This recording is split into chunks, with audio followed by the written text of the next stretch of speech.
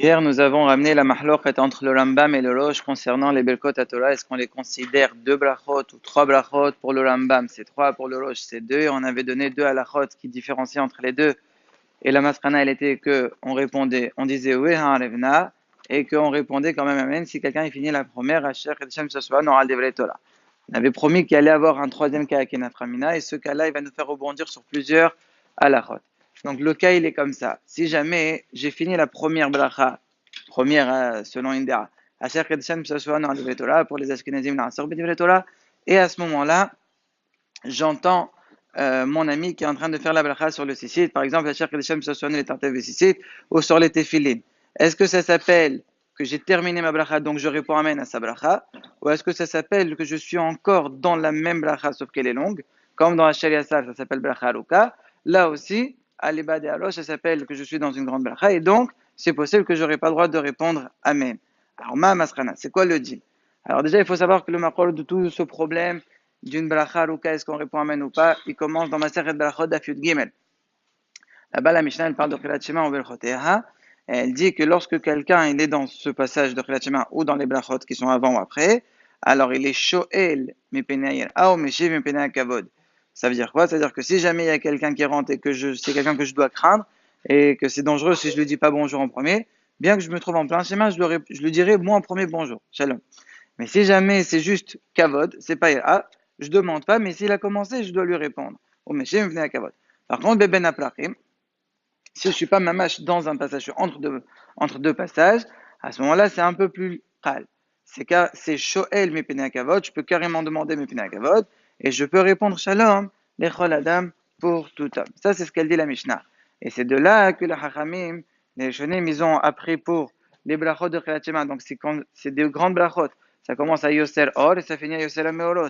La deuxième, elle commence à Vatan Lam, elle finit à Gal Israël.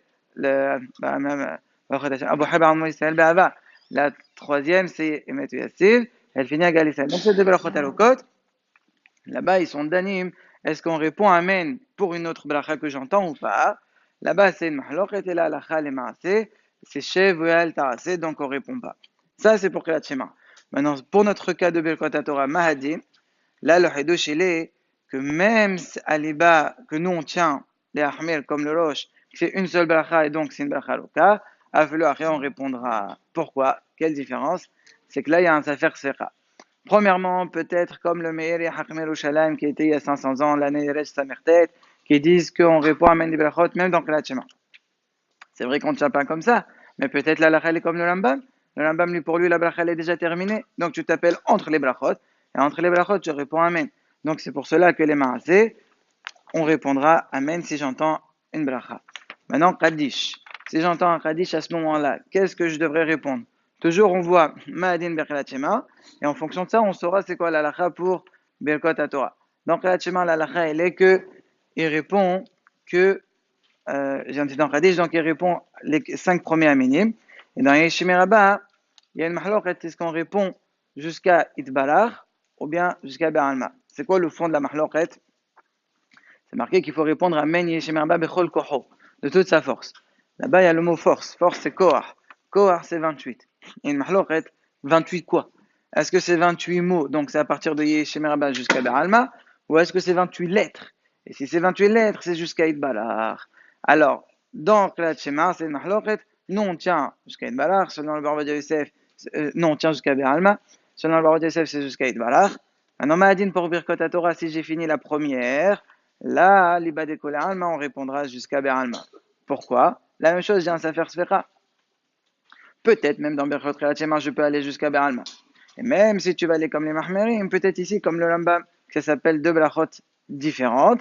Et donc je m'appelle Ben Abrachot, donc je répondrai jusqu'à Be'alma sans problème. Maintenant, les Gaber Kdusha, si j'entends à ce moment-là une Kdusha, qu'est-ce que je réponds?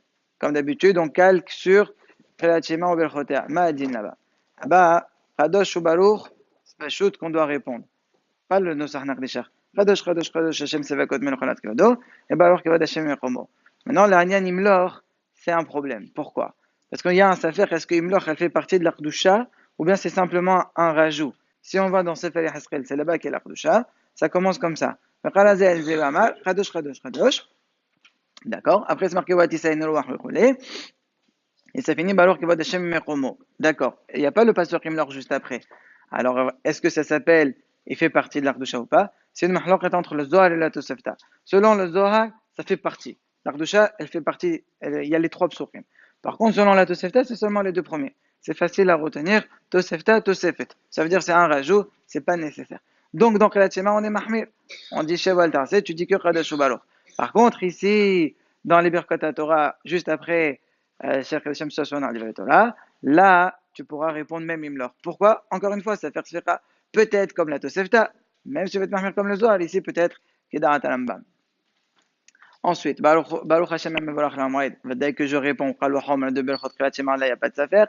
Maintenant, Modim des Rabbanan. Alors, Modim des Rabbanan, déjà, il faut savoir pourquoi il s'appelle Modim des Rabbanan.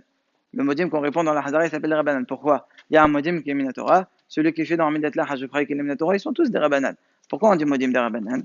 Là-bas, les Hachamim, ils expliquent qu'en vérité, ce Modim là de la Hadara, il n'a pas été instauré par un seul Hacham.